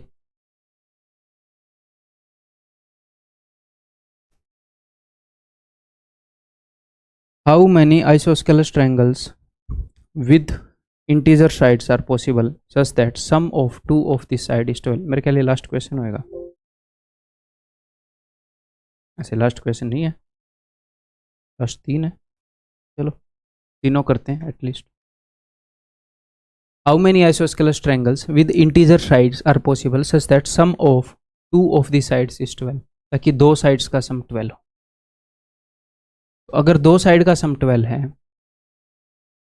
तो देखो दो केसेस पॉसिबल हैं। क्या दो केसेस पॉसिबल हैं, एग्जामिनर बोल रहा है कि दो साइड्स का सम 12 है, तो जिन दो साइड का सम 12 है, मान लो एक आइसोस्केलस ट्रायंगल ऐसी है, ये दोनों साइड इक्वल हैं, इसकी लंबाई है a, इसकी लंबाई है a और इसकी लंबाई है b, तो हो सकता है ये 12 जो है ये a प्लस a हो, दो इक्वल साइड्स का सम 12 हो, या फिर ऐसा भी तो हो सकता है ना 12 जो है ये a प्लस b हो।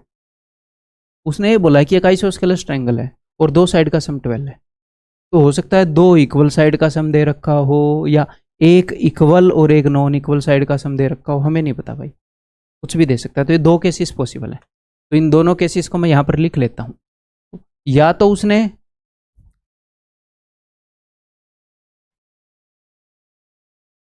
Either sum of equal sides is equal to 12 और sum of one equal and unequal side is equal to 12। तो या तो केस होगा कि दोनों इक्वल साइड का सम 12 है, यानी कि इक्वल साइड्स की लंबाई है 6 और 6 और तीसरी साइड की मैंने लंबाई मान ली a, या फिर ऐसा होगा कि एक इक्वल और एक अनइक्वल साइड का सम 12 है, तो ये मैंने मान ली a, तो ये हो गई 12 माइनस a। आप ऐसे भी मान सकते हो ये a, ये 12 माइनस a, बट हमेशा इसको a मानना ईजी रहेगा कैलकुलेट करना, थर्ड साइड को सेम मानना। या तो ये होगा या ये होगा। तो देखते हैं कितनी वैल्यूज पॉसिबल है। तो अब यहां पर देखो, जो ए की लंबाई है वो इनके डिफरेंस से बड़ी होनी चाहिए, यानी कि A must be greater then इनका डिफरेंस 0। तो हाँ, ऐसे ही करना पड़ेगा हमें। And A must be less than जो भी इनका सम है 12। तो ए की वैल्यू क्या हो गई, ए की वैल्यू 0 से लेकर 12 तक हो गई। ठीक है, और इंटीजर्स है ना, ये सारे इंटीजर होने पड़ेंगे। पूर्णांक भुजाओं, हाउ मेनी आइसोस्केलेस ट्रायंगल, हाँ विद इंटीजर, नहीं तो इनफाइनाइट उत्तर हो जाएंगे। तो यहाँ से मुझे पता लगता है कि ए की वैल्यू 1 से लेकर 11 तक हो सकती है, 0 से बड़ी 12 से छोटी। 11 वैल्यूज टोटल पॉसिबल है। ए की वैल्यू 1 हो सकती है तो ट्रायंगल बनेगी 1 6 6, 2 होगी तो 2 6 6, 3 6 6, ऐसे 11 6 6 तक। ओके सर, अब यहाँ पर देखते हैं। तो ये जो ए है इसकी लंबाई इन दोनों के डिफरेंस से बड़ी होनी चाहिए, यानी कि A must be greater than इन दोनों का डिफरेंस, यानी कि A must be greater than 0। And A must be less than जो भी इनका सम है उससे छोटा होना चाहिए, कोई भी ट्रायंगल की साइड बाकी दो साइड के सम से छोटी होनी चाहिए। तो इनका सम क्या है, 24 माइनस 2a। इस 2a को इधर ले आओ, यानी कि 3a must be less then 24, यानी कि a must be less then 8। तो ये दो कंडीशन हो गई कि a 0 से बड़ी होनी चाहिए और 8 से छोटी होनी चाहिए। तो 0 से बड़ी यानी कि 1 से स्टार्ट होकर 7 तक। ठीक है, तो यहां पर कितनी वैल्यूज पॉसिबल हैं सर, 1 2 3 4 5 6, ऐसे ही 11 वैल्यू पॉसिबल है। यहां पर कितनी वैल्यू पॉसिबल है, 1 से लेकर 7 तक 7 वैल्यू पॉसिबल है। तो क्या सर 11 और 7 18 उत्तर मार दें?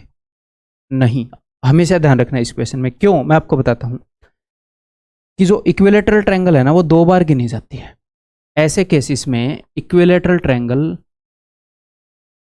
समबाहु त्रिभुज इज ऑलवेज काउंटेड ट्वाइस। क्यों, मैं बताता हूं। अगर ए की वैल्यू 6 हुई, देखो यहां पर 6 और 6 है तो इक्विलेटरल ट्रायंगल बनेगी जब ए की वैल्यू 6 होगी। तो क्या यहां पर ए की वैल्यू 6 पॉसिबल है? हाँ जी सर 6 है। तो 6 6 6, ये ट्रायंगल मैंने यहां पर भी गिन ली। और जब यहां पर ए की वैल्यू 6 हुई, देखो ए की वैल्यू 6 पॉसिबल है, हाँ जी 1 से लेकर 7 तक पॉसिबल है। तो 6 12 माइनस 6 6, 12 माइनस 6 6 6 6 6 6 6 6 वाली ट्रायंगल यहां पर भी गिनी गई, यहां पर भी गिनी गई। तो एक्चुअल आंसर होएगा भाई, दूसरे रंग से लिख देते हैं, 11 प्लस 7 माइनस 1 यानी कि 17। 11 और 7 18 माइनस 1 17, टोटल 17 ट्रायंगल पॉसिबल है। हमेशा आइसोस्केलेस ट्रायंगल 2 बार गिनी जाएगी, दोनों में गिनी जाएगी। ठीक, क्लियर है? आगे बढ़ जाऊं। पूछा हुआ क्वेश्चन है CHSL का, उसी तरीके से होगा, करो।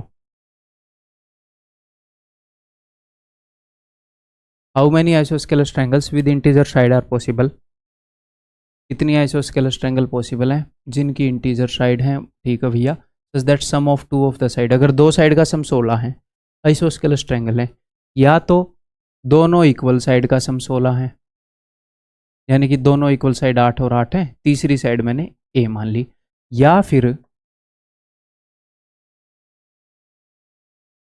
तीसरी साइड a है, इसका और इसका सम 16 होगा, तो ये 16 माइनस a हो जाएगी, तो ये भी 16 माइनस a हो जाएगी।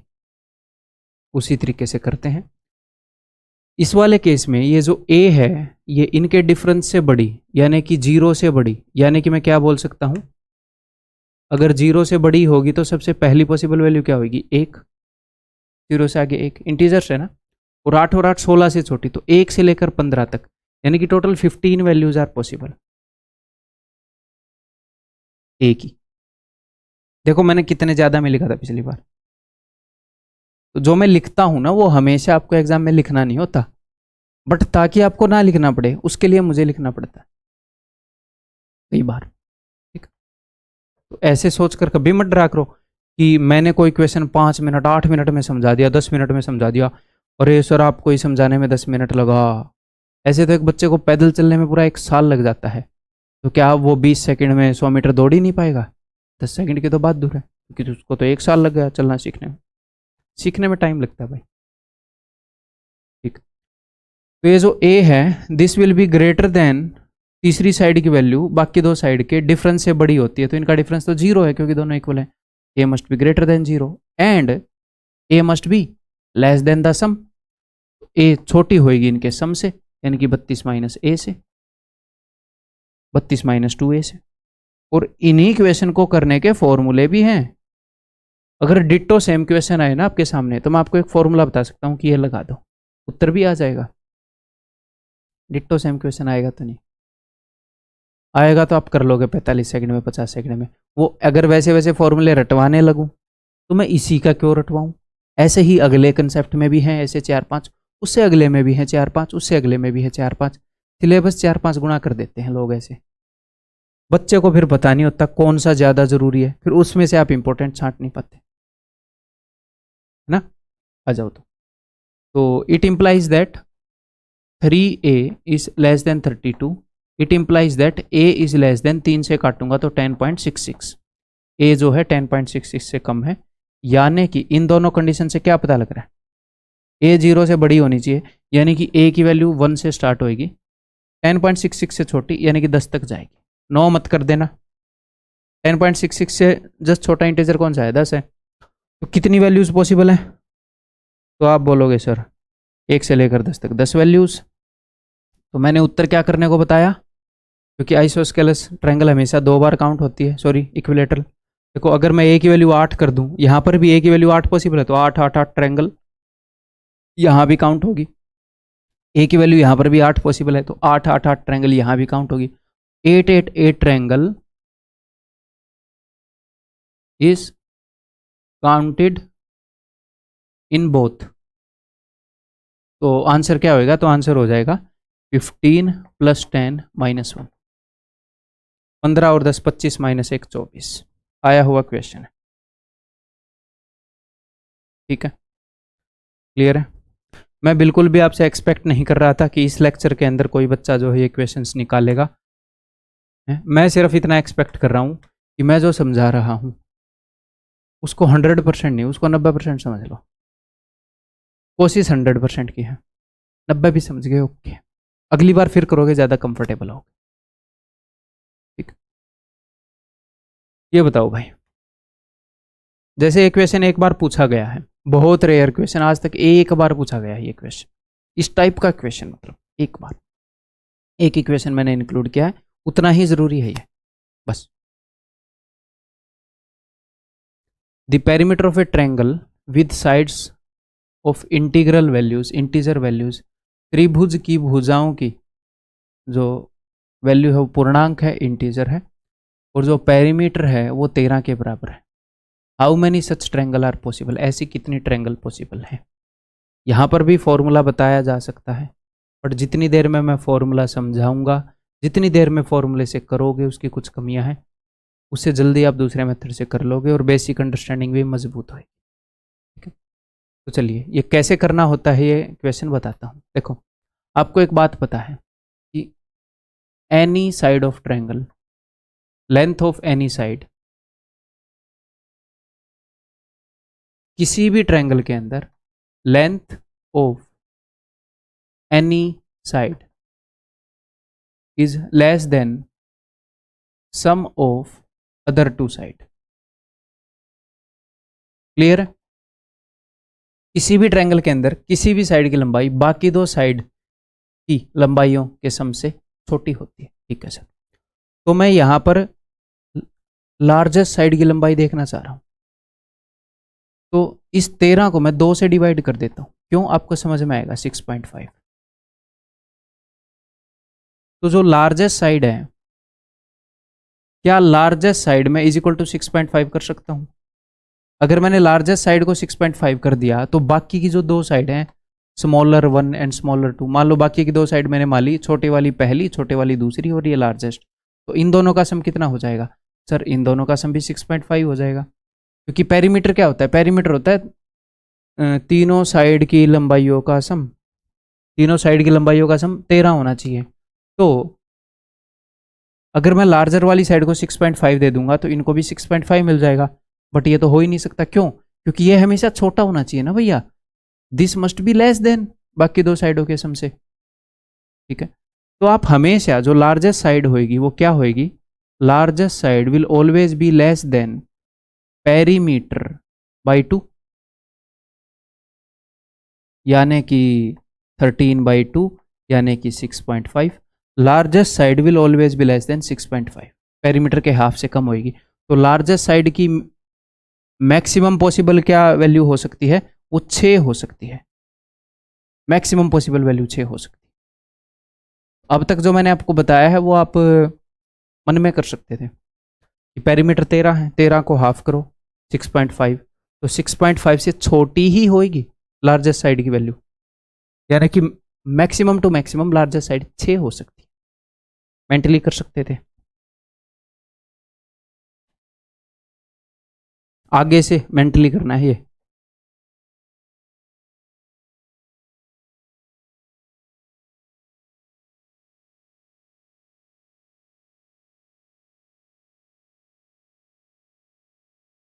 ठीक है, अब मैं इस क्वेश्चन को करना स्टार्ट कर रहा हूं। तो भाई मैं क्या कर रहा हूं, मान लो 3 साइड हैं ए बी सी, जिसमें से ए लार्जेस्ट है, तो A is greater than equal to B is greater than equal to C. सबसे बड़ी साइड जो है ए सबसे बड़ी साइड है, बट ये बी के बराबर भी हो सकती है। ऐसे भी हो सकता है ना भैया, आइसोस्केलस ट्रायंगल बन जाए, जो लार्जेस्ट साइड है वो किसी और साइड के बराबर हो। ठीक है, but A will always be greater than equal to B will always be greater than equal to C. मैंने ये कंडीशन रखी है, सबसे बड़ी साइड को यहाँ, फिर उससे छोटी को, फिर उससे छोटी को। तो लार्जेस्ट साइड की वैल्यू है 6। लार्जेस्ट साइड की वैल्यू 6 से बड़ी नहीं हो सकती। अब मैं क्वेश्चन को करना स्टार्ट कर रहा हूँ, अब तक तो मेंटली हो सकता था। ठीक, तो बी की मैक्सिमम पॉसिबल वैल्यू क्या होगी, बी एट द मैक्स ए के या तो बराबर हो सकता है या इससे छोटा, तो बी की वैल्यू 6 हो सकती है। अब मुझे एक बात बताओ कि ए बी और सी तीनों का सम कितना है सर, 13। ए की वैल्यू मैंने ले ली, ए की वैल्यू मैंने ले ली 6, तो 13 में से 6 गए 7, इन दोनों का सम 7 होना चाहिए। तो मैं उसकी सारी पॉसिबल वैल्यू निकालूंगा। 7 कैसे हो सकता है, 6 और 1, 5 और 2 7, 4 और 3 7। फिर आप बोलोगे सर 3 और 4, मैं बोलूंगा इस केस को काट दो। क्यों, क्योंकि B must be greater than और इक्वल टू सी, बी बड़ा रहना चाहिए।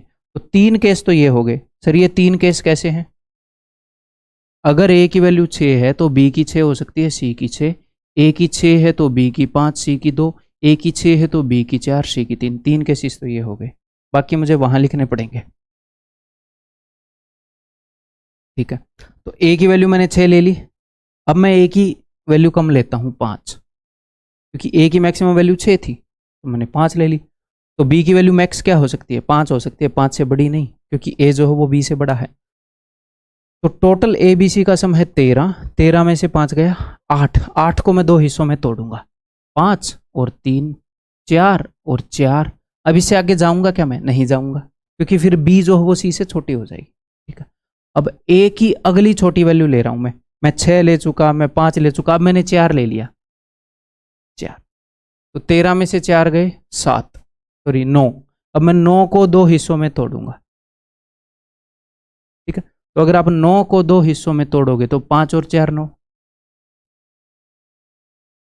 4 और 5 9, कैसे भी तोड़ दो, इस 4 से तो बड़ी आ रही है, ये वाला केस भी नहीं होगा भैया, ए लार्जेस्ट है।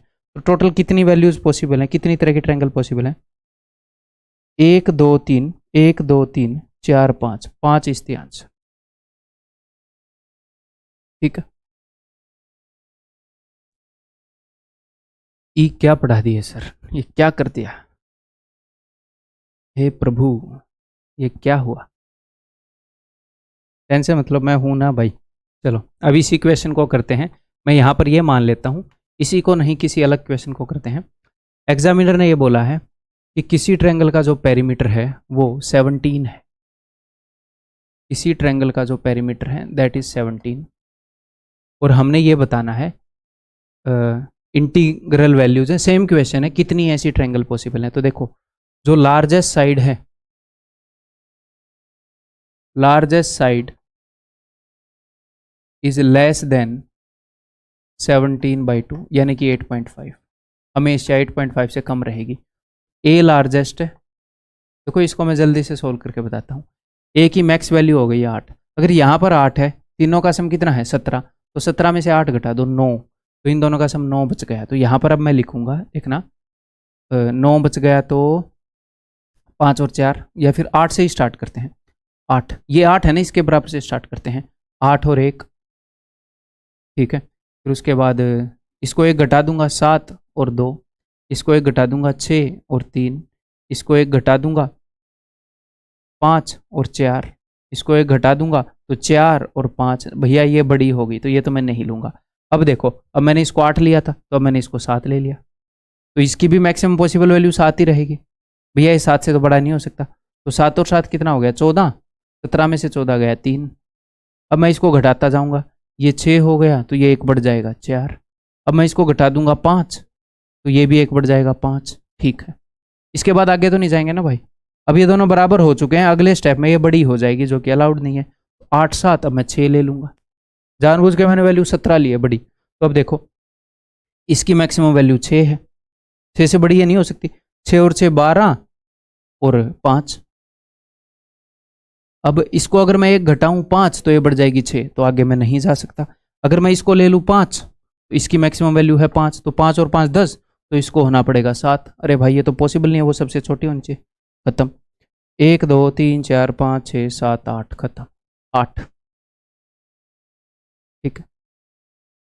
इसका जो फॉर्मूला है वो एक तो फ्लॉड है, उतना ठीक नहीं है, और दूसरा सेंसिबल नहीं होएगा। आपके दिमाग में आएगा कि अगर 17 की जगह 170 दे दिया तो वो सेंसिबल नहीं होएगा अपने एग्जाम के लिए, वो टेंशन मत लो, आपसे ज़्यादा वो टेंशन मुझे है, ठीक है। क्लियर है भाई? तो भाई इस क्लास के अंदर इतना ही, यहाँ पर ये क्लास ख़त्म होती है। आपसे अगली क्लास के अंदर मिलता हूँ, इसका फीडबैक देना मत भूलना। Bye bye, take care.